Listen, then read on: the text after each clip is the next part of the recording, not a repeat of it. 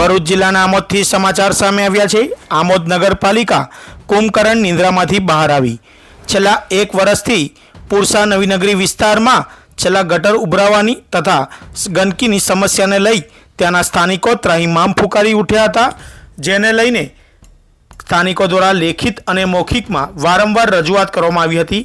એક સપ્તાહ પહેલાં સ્થાનિકો દ્વારા આત્મવિલોપન તેમજ ધરણાની ચીમકી ઉચ્ચારતા આજ રોજ ધરણાનો કાર્યક્રમ કરનાર હોય, જેને પગલે ગત રાત્રિએ નગરપાલિકાએ યુદ્ધના ધોરણે આ વિસ્તારની સમસ્યાને દૂર કરી ગટર અને ગંદકીની સમસ્યાને રાતોરાત સફાઈ કરતા આજે ધરણાનો કાર્યક્રમ રદ કરવામાં આવ્યો।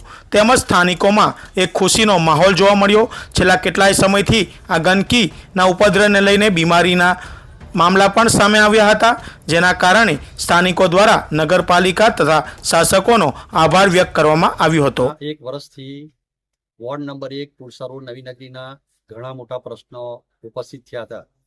તે દરમિયાન અહીંના રહીશોએ નગરપાલિકામાં લેખિત મૌખિક રજૂઆત કરવા છતાં પણ કામ નહોતું થતું।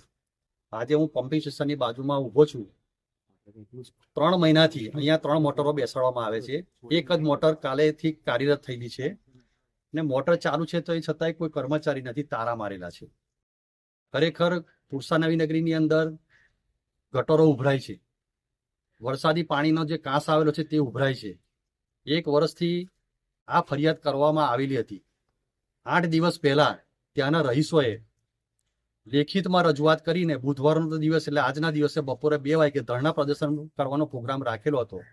ગઈકાલે મુખ્ય અધિકારી જોડે વાત થયા પ્રમાણે એમને રાતોરાત મોટર બેસાડેલી છે ને ગટર સાફ કરવામાં માણસો મોકલેલા છે, તો ખરેખર ધન્યના પાત્ર છે। પણ હું એટલું કહેવા માંગુ છું કે સ્લમ વિસ્તાર છે, ગરીબો રહે છે, એમની નાની મોટી વાતોને સાંભળવામાં આવે। અમે કોઈ રાજકારણ રમવા માંગતા નથી, પણ લોકો તકલીફમાં છે। મુખ્ય અધિકારી શ્રીને બી હું 8 દિવસ પહેલા સ્થળ ચકાસણી કરવા માટે લઈ ગયેલો હતો, એમને ખુદે જોયેલું છે કે ખરેખર પરિસ્થિતિ ખરાબ છે। Subscribe now and press the bell icon.